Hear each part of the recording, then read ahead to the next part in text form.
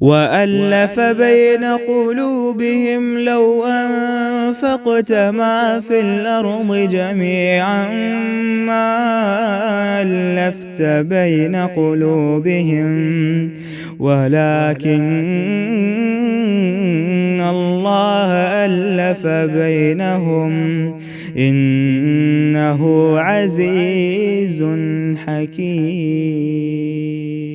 अल-क़ल्बुल मुहतदी, हिदायत याफ्ता, राह याफ्ता दिल है। जब ऐसा दिल हो तो क्या कैफियत होती है दिल की? शुक्रगुजारी की तौफीक मिल जाती है और दिल कदूरतों से पाक होता है, क्योंकि वमा कुन्ना लिनख्तदिय लौला अन हदान अल्लाह में जन्नती बता रहा है कि मैं यहाँ सिर्फ़ अल्लाह की मदद से पहुँचा हूँ। तो आइए दिलों को साफ़ कीजिए और शुक्रगुजारी की कोशिश कीजिए। और फिर आयत 43 में मुतनफ़िर दिल, अल-क़ल्बुल हाक़िद, गिल से भरा हुआ दिल। तो जब दिल में गिल होता है तो क्या होता है? लिखिए, नंबर 1, महर और मोहब्बत से दिल खाली हो जाता है। खून का रिश्ता क्यों ना हो, सगा भाई बहन क्यों ना हो, एक दफ़ा दिल में बाल आ जाए तो मोहब्बत ऐसे लगता है पता नहीं कहाँ उछल के चली गई। और आज देखिए विरासत के झगड़ों पे भाई बहनों की मोहब्बतें कहाँ गई हुई हैं। फिर बाहमी एतमाद से बंदा दूर होता है।